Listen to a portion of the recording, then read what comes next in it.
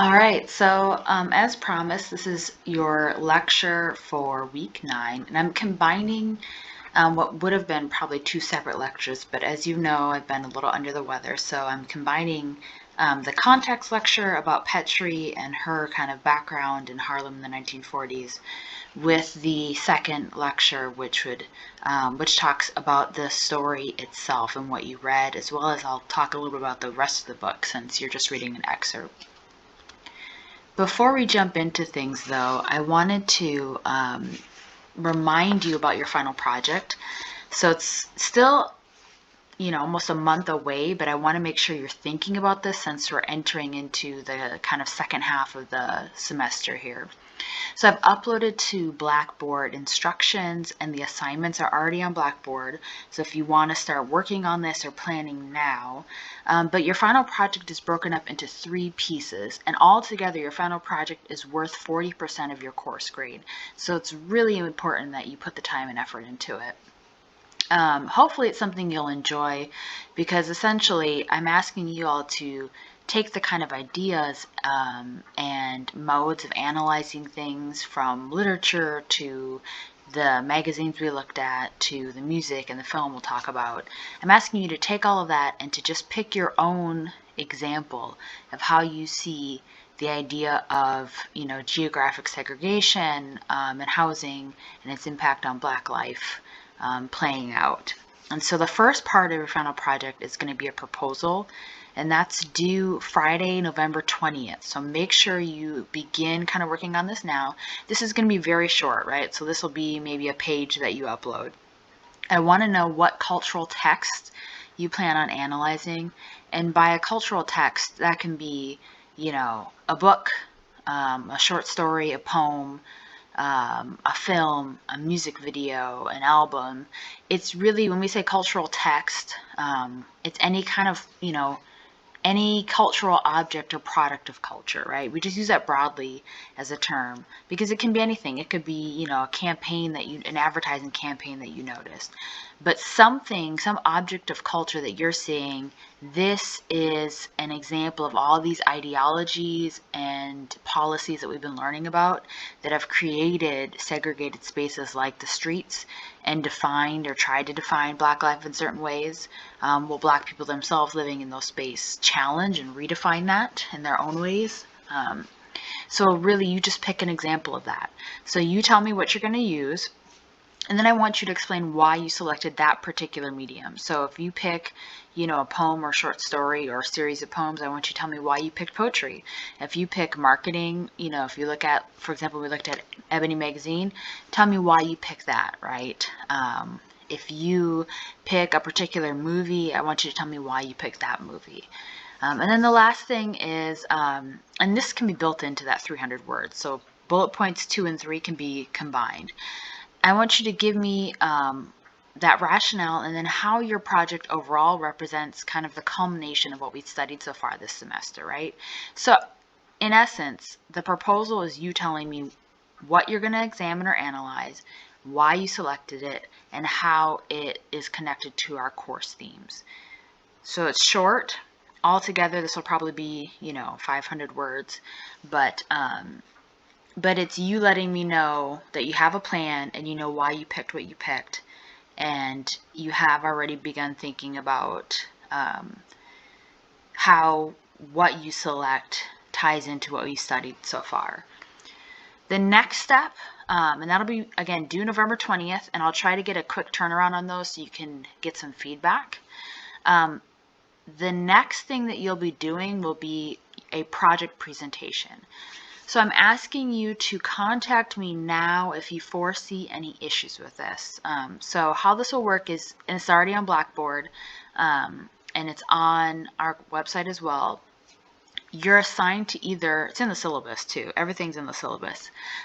If you are wondering when you go, check the syllabus or the class website or Blackboard, because it depends on your last name.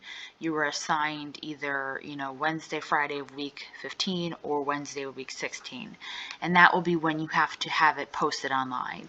So this is going to be a presentation of essentially your project, your theme, your idea. It can be a video that you record, and it can be like how I'm doing with a lot of these lectures. It can be a narrated video where you show us slides. It could be a video where you show us yourself. It can be a video where you show us, let's say you're looking at a music video, maybe you show us the music video and then you have some slides where you walk through and analyze it. It's really up to you what this looks like. But it should be 10 to 15 minutes long, and you're going to post this, and then your classmates are going to respond and interact with what you present to us. But it's really, you are giving us kind of a mini analysis of what you picked and how you see Black life and geographic segregation and the streets represented in what you picked. So that's what your presentation is going to be. Email me now if you have any concerns about how you're going to access things, because I imagine that we'll have to get creative for some of you. If you have depending on your software or what you use, you can record certain short videos. If you have Prezi, even a free account, you can record short videos where you show yourself, or there's other ways you can record and show your screen. But contact me now if you have any concerns about that, because when it's due, it's a due, right? And then the final piece of your project is a paper. And notice that the paper is worth 20% of your course grade. Your presentation is worth 15% of your course grade. So these are important. And in the actual on Blackboard, I've kind of fleshed out for you how I grade, what you need to do to get an A on the paper, what you need to do to be eligible for a B on the paper, etc. So take a look at that. It's fleshed out more on Blackboard, but I gave you until Friday, December 18th, because I want to give you as much time as possible. So that's when it's due. It's a short paper, right? So I imagine this will be probably 5 pages for most of you. It's not an extensive paper, but a part of this project where essentially you're going to make an argument about how what you picked demonstrates something specific about the streets, right? So if I were writing this on Ebony, which again, you should be choosing things that I haven't given you. So you should be picking things that we haven't looked at. You might choose Ebony magazine and look at a particular kind of marketing campaign within that, or something, you're welcome to do that, or an issue of the magazine that we didn't look at together. But I'm just going to give you a general thing. So if I were using Ebony magazine and I were looking at, let's say the hair straightening and skin lightening products, right? So, and remember we talked about how often those would be like side by side with these critical essays about racism and segregated housing. So I might have, my essay might be, the argument that Black magazines in the mid, 20th century demonstrated the social and cultural impact of geographic segregation while also upholding kind of anti-Black views of beauty and womanhood, right? So that might be one, I'm just throwing something out there, one kind of way you can make an argument. And then you go through and give me some examples and walk through, like, for instance, this, Atra ad that's next to this, we saw that sitting next to the essay on Black womanhood, and we talked about how, it was trying to challenge certain stereotypes, but at the same time it's telling women, if you want to fit in, here's what you need to do with your skin.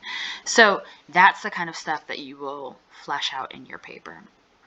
Again, go and look at what's on Blackboard, because there's more details there. And then if you have questions, feel free to send me an email. I know it seems like it's a ways away, but I want you to get a head start, so that you can make sure you have the time and the ability to do your absolute best. All right, so let's jump into the topic for this week, which this is one of my absolute favorite novels that you read a short selection of. And, the excerpt you read is in an anthology, which is why it was convenient to give you that one. Although if you had physical access to the book, I would have had you read selections from different parts, because there's a lot going on. But because you can't, I'll kind of walk you through in the second half of this lecture some of the key kind of scenes and things that take place in the novel. But let me start by first just talking about Ann Petry, right? She's an interesting figure that for a while was kind of overlooked, but has come back into recognition, but was very successful during her time. So she was born in Old Saybrook, Connecticut, right? And we talked about this several weeks ago, but before the Great Migration, there were a small group of kind of Black Americans living in the North. And some of them, because they were only a handful in certain communities, managed to do, relatively well. Still facing racism, still facing things like that. But she comes from kind of this group that had a unique, and some people would say kind of a somewhat privileged experience living there. Still, and I want to make sure I make this clear because we talked about this with Harriet Jacobs. When we use a term like a privileged experience within the context of anti-Black racism, or in Harriet Jacobs' case, slavery, that's my attempt to help you all understand the nuance of Black experiences, because there are a multitude, right? But still recognizing that that's within this broader scope of being at the bottom of a racial hierarchy. So it's not to say someone like Harriet Jacobs or Ann Petry was privileged in general, but to notice and acknowledge that there were Black people who were, pharmacists and did certain things, still living amongst racism, still fearing for, their safety in certain circumstances. It's not an either or, it's a both and. So I want to make sure we circle back to that, because I think there was some confusion I noticed in some of your comments on Harriet Jacobs. But all that to say, she grew up in that kind of environment, right? So she was the youngest of 3 daughters, and her parents were, definitely in the minority of their town. There were about 15 Black people, I think, in their town. Her father was a pharmacist, and her mother was a shop owner, but also a hairdresser, and did some other works. And they encouraged her to take up the family practice. Her mother got involved in kind of the world of medicine a little bit as well later. And so they encouraged her to also pursue that path. I think later they actually opened up a pharmacy, but that's another side story. So her and her sisters were raised in kind of that New England tradition. So they, were trained to study to be kind of efficient and thrifty in their lives, and think about, what was the best use of their lives and careers, not to kind of aspire to be artists or anything like that, right? So they, all this to say that Petry grew up with access to and being encouraged to have a somewhat of a middle class lifestyle, but it was still that kind of, if you're familiar with New England, very practical. Although she was encouraged by certain teachers who recognized when she was young that she had a great writing ability, and she was often told to do that. So it's interesting and worth acknowledging that, overall, if we talk about her family, her dad was a pharmacist and her mother was a shop owner, but it took them a long time to work their way up into kind of the Black middle class. So that was kind of the later part of her childhood, or really maybe more when she was into adulthood, I should really say. Before her mother became a shop owner, she worked in a factory, and her sisters worked as maids. So they, she has this both and, where she experienced kind of that working class hardship, but later had some of those middle class, privileges and experiences. So she was able to, when she moved later to Harlem, which I'll circle back to, she can relate to those circumstances while at the same time having had kind of a privileged education that allows her to write and access things a little bit differently as well. So I won't talk too much about the rest of her childhood. I will say, like many folks, during her childhood is where she began to really recognize and write about experiences of racism, particularly from her teachers. And again, this is in before the Great Migration, living in the North, where there were one of few black people, which means there wasn't as much overt segregation, but there was plenty of racism, right? So, um, there are times, for example, she talks about, or she's written about, being told where she couldn't be on a beach with other white people, right? Or a teacher who refused to teach her and her sisters because they were black, right? Or teachers putting her, in school plays in really demeaning roles as a black woman. And so she still experiences this, which I think is worth recognizing, because often we think, well, she's from the North and, her family's middle class, and maybe she didn't have a lot of these, racist or segregationist experiences, but she did. And that drove a lot of her politics and her artistry. But she also had a family that encouraged her and, again, worked their way into the middle class and encouraged her in the same way. And so that, I think, drove her to pursue her own dreams. Her father actually opened a pharmacy, and they encouraged her to open a pharmacy, but she wanted to be a writer. So she had teachers tell her that she had that gifting, and eventually that's what she decided to pursue. But before she did that, she fulfilled her family's wishes and became a pharmacist. I'm sure maybe some of you can relate to that. Maybe not, but that tension of what you want to do versus what's practical versus what your family wants you to do.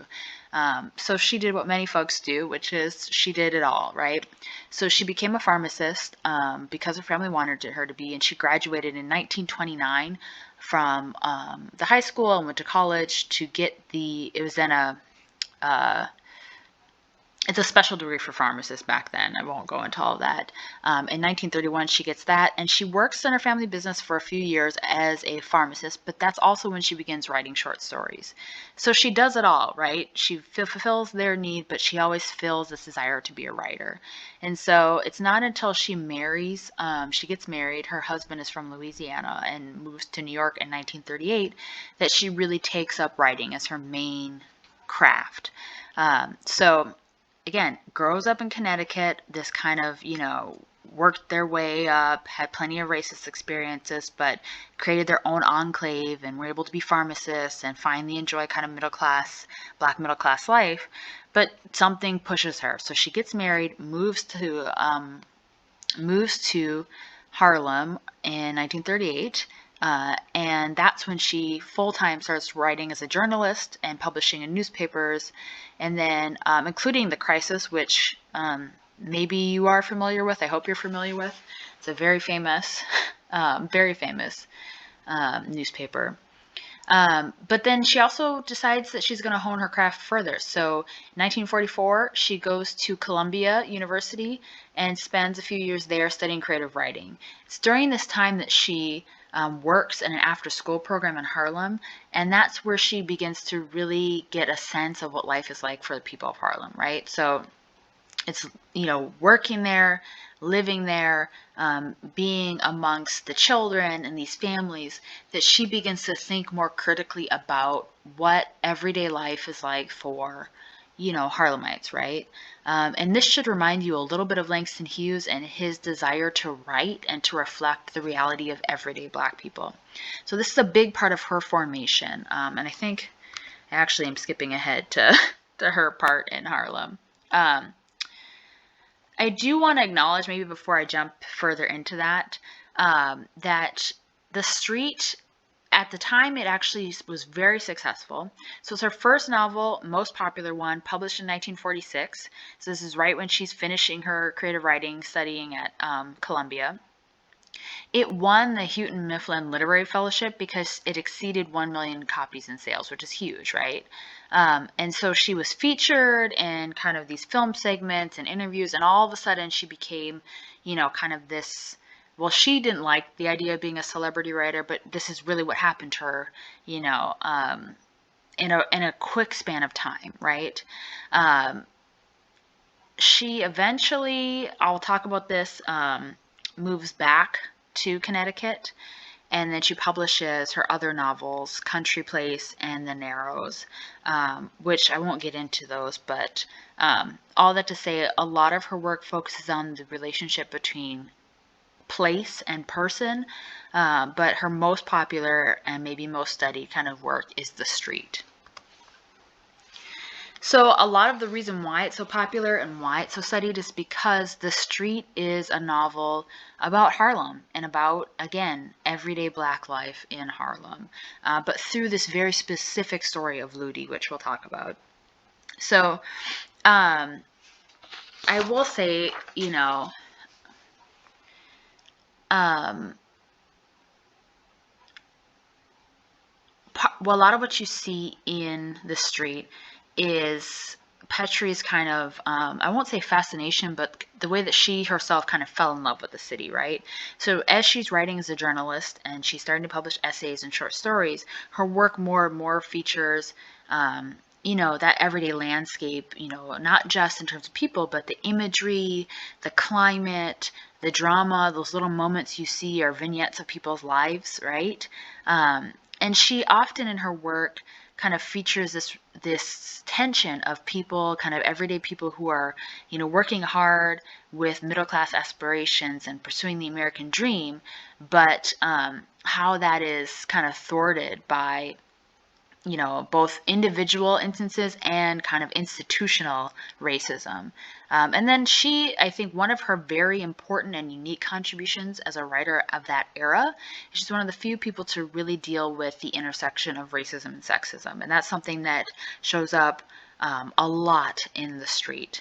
So, she's unique in one way because you already see people like, for example, Langston Hughes in his poetry, really focusing on, the imagery in that language and the experience of everyday life for Black people, although he doesn't focus just on Harlem. But Petry does that, but also focuses on the kind of unique experiences of Black women as well. So this is what frames the novel in and of itself. And I will just tell you a little bit about this, and then I'm sure I'll circle back, but I'll have to tell you less later then. So the novel follows Ludi Johnson, and you read a short excerpt from the very beginning of it, and I know it's hard to really get into the novel with just that bit, but it follows Ludi Johnson, and she's the protagonist of The Street.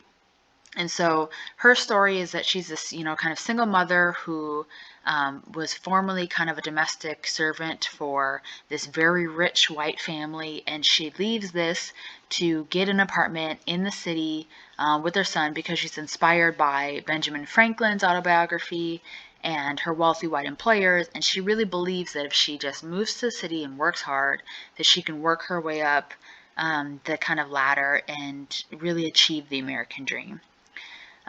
We will talk about the reality of that later, but she quickly kind of faces both the kind of cultural and social and economic implications of the streets, right? She faces the threat of kind of gendered violence of a very creeper super in her building, as well as many other men in her life. And then her son faces certain threats as well. And so The Street really, again, like her early short stories and essays, juxtaposes this individual belief in kind of the American dream with the reality of segregated Black life in spaces like the streets. So that's it in a nutshell. I will say it's worth acknowledging. I told you how she got that fellowship for selling more than 1 million copies. It's the first novel by a Black American woman to sell more than 1 million copies. So Petry holds a important role in kind of Black history and Black literary history that I think not enough people know about her work. And I wish you could have read more because I think, well, the beginning of the novel is interesting. It's really kind of as you wade into getting to know the characters that it gets to be the most interesting. So I'd encourage you, if it's something, if you like reading, if you are looking for a new book, I really would encourage you to check out The Street. So before I move on to kind of the broader scope of 1940s Harlem, I do want to tell you something else important about her and why she left, right? So she's enamored by Harlem. Harlem shapes her most important kind of literary contribution and her most popular work. And then she leaves and she writes these other two novels that are, not related at all to Harlem. Well, she moves back to Connecticut and purchases a home there with her husband in 1947. It's very quick, right? Like just after this publication and success of The Street, you'd think she'd stay and continue to do that. Well, the reason why she leaves is because McCarthyism is becoming an ever-growing threat. And if you aren't familiar, McCarthyism, which is led by a senator, but really is this broader ideological movement with many parallels to today. But at that time, it was this both political and ideological movement to crush any sense of leftist politics. So without going too much, because you could give a whole course on this. Broadly, it was interrogating artists and celebrities and politicians and activists as being communists. And if you were a communist at that time, you could be deported, you could lose your job. There's a number of things, right, that would happen to you. You could be put in jail, most certainly, right? Many early black activists were deported because of these labels, and many black artists, like Paul Robeson, had their life and career kind of destroyed by these accusations, right? And some of them were communists, to be very clear, right? Because communism is not an evil thing. So Petry, like many black artists at that time, was involved in politics. You see that, her critique of kind of the myth of the American dream and the belief that individualism can somehow solve racism. She critiques that in her work. And she hung out with activists and artists and leftists and communists. And because she began to see the growing scrutiny and threat to people's lives and what happened to a good friend of her, Paul Robeson, her and her husband decided to leave the city to just kind of, separate themselves from the threat of that, right? Because it's very real. You could lose your livelihood, you could be thrown in jail, or worse. And so she left Harlem, which if you read her work, you can really see how much she was inspired by Harlem. So it was significant. It meant a lot that she was kind of forced to leave it. So let's talk a little bit about Harlem in the 1940s. So I think what I'll do is just briefly kind of circle to some of the public policy stuff we talked about earlier. I'll make this somewhat short, but I think it's worth talking about the context in which Petry's writing. So we already have talked quite a bit about the Great Migration, but it's worth knowing that, before the Great Migration, it wasn't a predominantly black area. There were plenty of black people, but it wasn't predominantly black necessarily. But the Great Migration turned it into the black neighborhood we all know, right? Especially during this era. And largely that was through the things we already learned about, like white flight and blockbusting, right? So, people would move up to the cities, and this is one of the few places where black people were allowed to rent, and predatory kind of realtors and lenders would take advantage of this and move a black family in and then scare other people out and profit off of it. We talked about kitchenette buildings, apartments, and where they would take one apartment and chop it up into smaller and smaller pieces. So this was kind of that context, right, public policy wise. So, for a while, people did all right there, where many of the black kind of Harlemites were working in military or in the Brooklyn shipyards during World War II. But again, precisely after World War II, when we have the institution of these federal and other government subsidies for white home ownership, but black people return to these neighborhoods and then are forced into projects and seen in slums and things like that. That's what happened in Harlem. So the neighborhood, people, there was a loss of jobs after the war. There was a lack of housing. And so, there were, again, some middle class and upper middle class black Americans were able to, moved out of the neighborhood. But really there was just a massive corralling of black people into these neighborhoods, and especially into public housing. So While that's true, it's important to acknowledge that Harlem itself enjoyed very few of the kind of public works projects in New York that took place in the 1930s, right? So as a result, it has way fewer parks, or had, I should say, fewer parks and fewer kind of recreational sites than any other neighborhood in New York at that time. So, for example, of the 255 playgrounds that Robert Moses, who in the 1930s was supposed to be doing all this great, urban renewal, but we've already talked about the critiques of urban renewal. Of 255 playgrounds he built in New York City, only one of those was in Harlem. So it was very much, again, this is the kind of convergence of public policy and kind of racism as a cultural and an ideological practice, and a social one too. But that you can say, we're going to corral people into this segregated space. We're not going to provide them with, public goods like new hospitals or schools or parks or things like that. We're going to chop up these apartment buildings and squeeze them in. So it was really about profiting off of kind of black segregation and not giving any of the public goods that go along with occupying those spaces. So another factor worth acknowledging is that part of the reason why the number of black people in the city rose, especially in the kind of mid 20th century in this era, was because it was one of the few places where black tenants could rent, right? So this is how it became an even more or a hyper segregated space. It's also was one of the few kind of places or neighborhoods where there's very little building maintenance. So what happens is landlords knew that black people couldn't rent other places, so they would raise rents higher than any other neighborhood in the city. So rents were rising at a rate higher than any other neighborhood because black people had to live there, but very little of that money translated into building maintenance. And this is important because when you read that very kind of opening scene where Ludy's looking at the building, and this is her moving on up kind of moment where she gets this apartment, but yet she talks about the smells and the sight.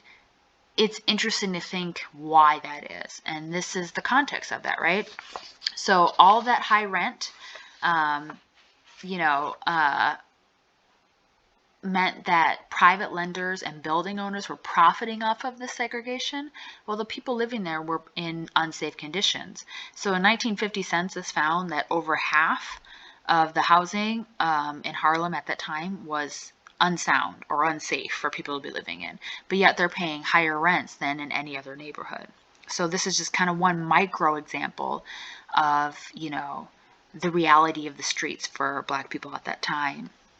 The high rents also encourage blockbusting, right? So we've talked about this. So this is where you would have people buy up one house on a block, rent it to black people, and they would make a lot of publicity about it in the black neighborhood, people moving in, and then they would buy the other properties very cheaply so then they could rent them out, right? And often these places that they bought cheaply to rent out, they would, again, break these regular sized apartments up into even smaller units like those kitchenette rooms that we talked about. So for context, while Manhattan in the year 2000, right, had a population density of 70,000 people per square mile.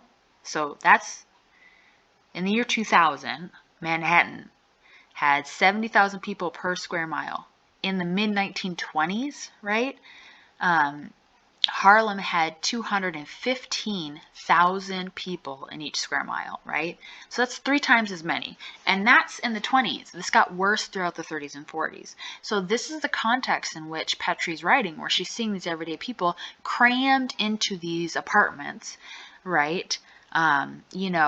Given less access to jobs, giving less access to public goods, paying exorbitant prices in rent, but this is the only place that they can go.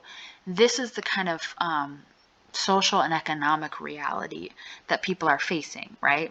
So of course, when things like that happen, we know there's also unrest because people rise up against those conditions. And I think it's important to acknowledge that, and why in many ways, that's exactly, the precise reason why Harlem becomes, the kind of epicenter of these great cultural and political movements as well. So we've already talked about the Harlem Renaissance and what that meant artistically, but there's also smaller, less talked about things, right? So there's a social uprising in 1935 and another one in 1943. In both instances where communities are, responding to violence against Black people in those neighborhoods. And again, I also want to acknowledge the complexity of Blackness, because in the I think it was the 1935 case, it was a Black Puerto Rican teenager, right? So it's a complex space there where you have Black people from, the U.S. South and the Caribbean and Africa coming together and finding unity in their Blackness, right? And finding unity in fighting against these circumstances. So there's these uprisings that are happening. You have in the 1920s the birth of the United Negro Improvement Association, which you've probably heard of in connection with Marcus Garvey, right? And Garveyism. You have later the birth of the Nation of Islam, and you have that taking up a huge kind of role in Harlem. And of course, if you know anything about Malcolm X's history, you know the role of the Nation of Islam in that. It's a whole separate conversation. And a lot of kind of internationalism and communism going on, right?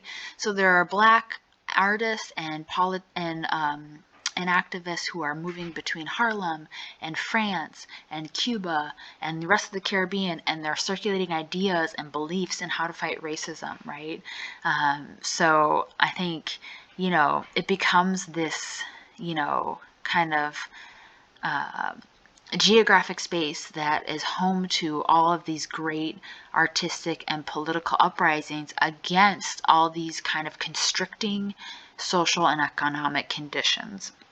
Later, long after Petry writes, you have, the Black Arts Movement, which we've talked about. You have the Black Panther Party, the Young Lords, the Black Liberation Army. You have all these things that continue because as these social conditions remain, people respond. And so I think in one kind of microcosm, what I'm hoping you'll do, in this case with Ann Petry, but as we continue to look at literature, is think about how a story like this or an artist like this is using their work to participate in that response to those conditions. So originally I said I was going to make this one long lecture, but I think I'll stop this here and then I'll upload part 2, which will be me talking about the book in and of itself.